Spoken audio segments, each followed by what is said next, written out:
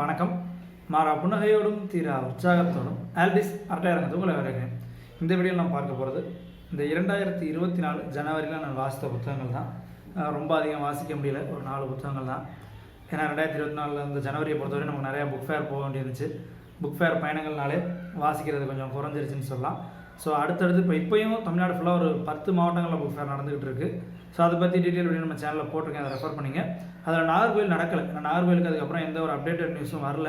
So அது நாகர்கோவில் நடக்கலன்னு நினைக்கிறேன், ஏதோ வேறு எங்கேயோ செய்தி அப்படி வந்திருக்குது. ஸோ இந்த பாக்கி 9 டிஸ்ட்ரிக்ட் நடக்குது, நீங்கள் அதை ரெஃபர் பண்ணிங்க. ஸோ முதல் புத்தகம் தர்மங்கள் சிரிக்கின்றன, ராக்கி ரங்கராஜன் அவர்கள் எழுதிய புத்தகம், அலையன்ஸ் பதிப்பகம். ஸோ வருஷத்தோட 2024 முதல் புத்தகம் தர்மங்கள் சிரிக்கின்றன. ஏன்னா லைப்ரரியில் எடுத்த புத்தகம் தான். லைப்ரரியில் எடுக்கும்போதே சரி 2024 ஓப்பனிங்கில் ஒரு விறுவிறுப்பான புத்தகத்தை படிப்போம். ஸோ அப்போ வருஷம் ஃபுல்லாக அந்த மாதிரி விறுவிறுப்பு இருக்கும் அப்படிங்கிறக்காக எடுத்த புத்தகம். அதில் எந்தவித ஏமாற்றமும் கிடையாது. ஏன்னா ராக்கி ரங்கராஜன் அவருடைய எழுத்து நடை பற்றி நான் ஏற்கனவே சொல்லியிருக்கேன். ரொம்ப விறுவிறுப்பாக இருக்கும், அப்படி கேஷுவலாக போகும், ரொம்ப வர்ணனைலாம் இருக்காது, அவங்கள போட்டு குழப்பாது, யார் வேணாலும் எடுத்து வாசிக்கலாம் அப்படின்னு. ஸோ அதே மாதிரி ஒரு புக் ஃபார் பிகினர் கேட்டகரியில் கூட சொல்லக்கூடிய ரொம்ப எளிமையான எழுத்து நடையில் உள்ள புத்தகம். ஒரு 2-3 நாளே வாசிட்டேன். அதே சமயம் இந்த புத்தகம் முழு திருப்தியை கொடுத்துச்சா அப்படின்னு பார்த்தோன்னா, எதிர்பார்த்த விறுவிறுப்பு இருந்துச்சு, ஆனால் அதோட கிளைமேக்ஸ் கொஞ்சம் எனக்கு கொஞ்சம் பிடிக்கலை அப்படின்னு சொல்லலாம். ஸோ அதை இந்த புத்தகத்தை பற்றி தனியாக பேசும்போது நான் சொல்கிறேன். ஆனால் விறுவிறுப்புக்கு எந்த பஞ்சம் இல்லை. ஒரு குடும்ப நாவல் தான், சாதாரண ஒரு குடும்ப நாவல், நல்லா சுவாரஸ்யமாக இருந்துச்சு. முடிவு மட்டும் நமக்கு ஏற்றுக்க முடியல அப்படின்ற மாதிரி இருந்துச்சு. அடுத்த புத்தகம் பார்த்தோன்னா, ஸோ முதல் புத்தகம் ஒரு விறுவிறுப்பான புத்தகம் எடுத்தாச்சு. ஸோ வருஷம் ஃபுல்லாக இதே மாதிரி போகணும், விறுவிறுப்பாக போகணும் அப்படிங்கிறக்காக தான் அந்த புத்தகத்தை எடுத்தது. பட் 2வது புத்தகம் அதுக்கு அப்படியே டோட்டல் ஆப்போசிட்டு. நீ என்னை அவ்வளோ ஈஸியாக வாச்சிருவியா அப்படிங்கிற மாதிரி வேர்ல்டு ஃபேமஸான ஒரு புத்தகம், மிர்தாதின் புத்தகம். கண்ணதாசன் பதிப்பகம் வெளியிட்டிருக்காங்க. மிகைல் நைமி அவர்கள் எழுதியது. தமிழில் கவிஞர் பூவரசு மொழிபெயர்த்திருக்காரு. நல்ல மொழிபெயர்ப்பு, அதெல்லாம் ஓகே தான். இந்த புத்தகத்தை ஓசோ பாராட்டியிருக்காரு. ஃப்ரண்ட்டில் பார்த்தோன்னா ஓசோ படம் போட்டிருக்கோம். ஓசோ என்ன சொல்லியிருக்காருன்னா, நான் வாசித்ததுலேயே சிறந்த புத்தகங்களில் இதுவும் ஒன்றுன்றார். ஸோ ஓசோக்கே வேர்ல்டு ஃபுல்லாக பயங்கர ஃபாலோவர்ஸ், அவரோட புத்தகங்களை கொண்டாடுறவங்களே அவ்வளோ பேர் இருக்காங்க. அவர் ஒரு புத்தகத்தை ரெஃபர் பண்ணிட்டார், அதுவும் பெஸ்ட்டு புக்கு நான் வாட்சலேன்ட்டார். அப்போ இந்த புத்தகம் எப்படி இருக்கும், எவ்வளோ ஃபேன்ஸ் இருப்பாங்க அப்படிங்கிறலாம் நீங்கள் நினச்சி பார்த்துக்கலாம். பட் இவ்வளோ பேர் சொல்லிட்டாங்களே வேர்ல்டு ஃபேமஸ், ஓசோவை பாராட்டிட்டார் அப்படிங்கிறக்காக நான் பாராட்டணுமா, நானும் முழுசாக ஏற்றுக்கணுமா அப்படின்னு கேட்டால் இந்த புத்தகம் எனக்கு அந்த திருப்தியை தரலை. ஸோ வாசிக்கவும் கடுமையான சவாலாக இருந்துச்சு. தர்மங்கள் சிரிக்கின்றன ஒரு ஈஸியாக இருக்குது, ஃப்ளோ போயிடுச்சுன்னா. இதை நிறைய இடத்துல நான் தூங்கினேன். ஒரு 4-5 பக்கம் நகர்த்துறதுக்கே சிரமப்பட்டேன். ஒரு சாப்டருக்கும் ரொம்ப கஷ்டப்பட்டு இடையிடையே தூங்கி புத்தகத்தை வச்சிருவோமா அப்படின்னு அப்போல்லாம் தோணும். வேர்ல்டு ஃபுல்லாக கொண்டாடிட்டாங்க, ஓசோ பாராட்டியிருக்காருன்னு ஒரு முன்னுரை போட்டாங்க, என்னடா பண்ணுறதுன்னு போட்டு பல்ல கடிச்சிக்கிட்டு நகர்த்தி படித்த ஒரு புத்தகம் மிர்தாதின் புத்தகம். ஏன் இந்த புத்தகம் ஏமாற்றம் அளிச்சு, இதோட தன்மை இந்த புத்தகம் சொல்லப்போனால் ஒரு ஃபிலாசபிக்கல் அண்டு ஸ்பிரிச்சுவல் ஜேர்னர்னு சொல்லலாம். தத்துவங்களும் இறையியல் நம்பிக்கைகளும் சேர்ந்த மாதிரியான ஒரு புத்தகம் தான். ரொம்ப சவால் நிறைந்ததாக இருந்துச்சு. இதை பற்றி நான் டீட்டெயில் வீடியோவில் சொல்கிறேன். ஏன்னா அது டீட்டெயில் வீடியோ நான் எடுக்கலை, ஏன்னா அவ்வளோ ஸ்கிரிப்ட் எழுதி மெட்டீரியலைஸ் பண்ண வேண்டியிருக்கு. அதுவும் ஃபிக்ஷன் கேட்டகரியில். ஏன்னா நான் ஃபிக்ஷன் கேட்டகரியில் ஒரு புக்கு இப்போ எழுதணும், அதுக்கு பற்றி வீடியோ எடுக்கணும் அப்படின்னா இவ்வளோ கஷ்டப்பட்டதில்லை. சேனலை ஆரம்பித்தப்போ ரொம்ப கஷ்டப்பட்டு எடுப்பேன், அதுக்கப்புறம் கொஞ்சம் கேஷுவலாக வீடியோ எடுத்துருவேன். பட் இந்த புத்தகத்திற்கு நான் இன்னும் வீடியோவே எடுக்கலை.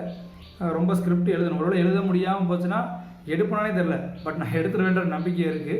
ரொம்ப சவாலாக இருந்த புத்தகம். அடுத்த புத்தகம் பார்த்தோன்னா, இந்த புத்தகம் இதை நான் வாங்கன்னு நினைக்கல, இதை நான் வாங்கவும் இல்லை, இதை நான் லைப்ரரியிலேருந்தும் எடுக்கலை, ஆனால் நான் வாசிட்டேன். ஒரு ஆச்சரியமான விஷயந்தான் இது.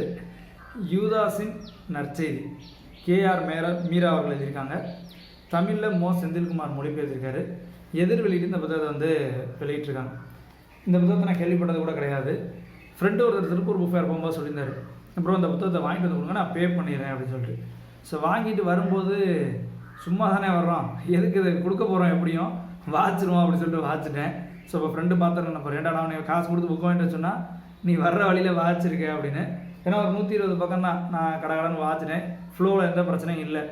எப்படி தர்மங்கள் சிரிக்கின்றன வேகமாக போணுச்சோ அதே மாதிரி இந்த புத்தகம் வேகமாக போயிடுச்சு. ஏன்னா இடையில மிர்தாதின் புத்தகம் அவ்வளோ வாசிக்க கஷ்டமாக இருந்தனால ஒரு கடுப்பு வேலை, என்னடா வாசிக்கவே இல்லைன்னு. ஸோ அதுக்கெல்லாம் சேர்த்து வச்சு இந்த புத்தகம் கடகடன்னு போயிடுச்சு. ரொம்ப ஒரு சுவாரஸ்யமான புத்தகம்னு சொல்லலாம். இந்த புத்தகத்திற்கு தனி வீடியோ சொல்கிறேன். பட் இந்த புத்தகத்திற்கும் தர்மங்கள் சிரிக்கின்றனுக்கும் ஒரு கோயின்சிடன்ஸ் ஆச்சரியமாக இருந்துச்சு. நம்மளாக தேடி போகல அந்த புத்தகத்தை, பட் ஒரு கோயின்சிடன்ஸ். ரெண்டோட பேக்ட்ராப் ஒன்று தான்.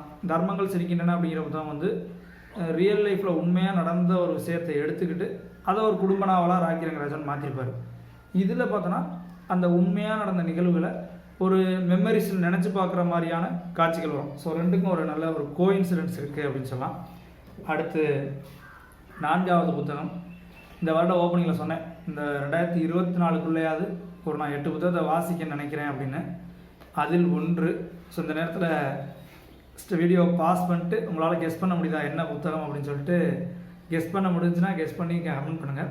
இன்னொரு விஷயம் சொல்லிடுறேன், 8 புத்தகம் நான் சொன்னேன் வாசிக்க நினைக்கிறேன்னு. பட் உண்மையிலே 9. நான் ஒரு புத்தகத்தை மறந்துருந்தேன். ரீசெண்டாக என் ஃப்ரெண்டு எனக்கு மெசேஜ் பண்ணான், ப்ரோ ஒரு புக்கு சொன்னேன்ல அதை வாசிச்சிருங்க, மார்ச்சில் வாசிங்க, நம்ம ஏப்ரலில் பார்ப்போம் அப்படின்னா. ஸோ அப்போ தான் ஞாபகம் வந்துச்சு, ஓகே அந்த புத்தகத்தையும் நம்ம வாசிக்கணும்ல அப்படின்னு. ஸோ 9 புத்தகங்கள் அந்த லிஸ்ட்டு.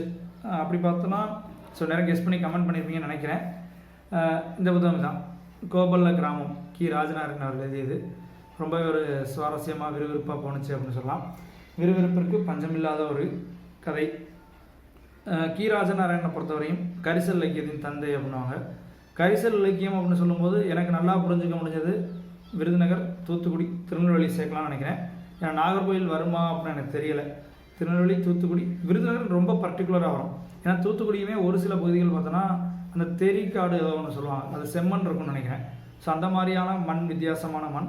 பட் இது கரிசல் மண் அப்படிங்கிறது விருதுநகர் தான் மோஸ்ட்லி இருக்குன்னு நினைக்கிறேன். ஸோ எப்படியோ நிறையா எழுத்தாளர்கள் அந்த பகுதியிலேருந்து உருவாகிறதுக்கு ஒரு வழிகாட்டியாக இருந்தவர் ராஜநாராயணன். இது வந்து அன்னம் பப்ளிகேஷன்ஸோட புத்தகம். ரொம்ப சுவாரஸ்யமாக இருந்துச்சு. இந்த புத்தகத்துக்கும் தனி வீடியோ, இந்த 4 புத்தகங்களுக்குமே தனி வீடியோ, எந்தெந்த பகுதிகள் ஈர்த்துச்சு, எங்கெங்கே எனக்கு ஏமாற்றம் அளிச்சிச்சு அப்படிங்கிறத பற்றி டீட்டெயிலாக போகிறேன். இந்த புத்தகங்கள் நீங்கள் வாசிச்சிங்கன்னா உங்களுடைய கருத்துக்களையும் பதிவு செய்ய. குறிப்பாக மிர்தாதின் புத்தகம், ஏன்னா வேர்ல்டு கொண்டாடிச்சுங்கிறதால என்னால் உண்மையிலே கொண்டாடக்கூடிய நிலைமையில என்னால் சொல்ல முடியலை. அதே சமயம் மொக்கன்னு சொல்லி விளக்கிட முடியாது. பாராட்டலாம், பாராட்டாமலும் இருக்கலாம் அப்படின்ற மாதிரி ஒரு 2க்கும் இடைப்பட்ட ஸ்டேஜ் தான் மிர்தாதின் புத்தகம். ஸோ அதை நீங்கள் வாசினீங்கன்னா உங்களுடைய கருத்துக்களை கமெண்ட் செக்ஷனில் சொல்லுங்கள். மறுபடியும் இன்னும் ஒரு வீடியோவில் இன்னும் சில சுவாரஸ்யமான தகவலை சந்திக்கிறேன். தொடர்ந்து வாசிப்போம். நன்றி.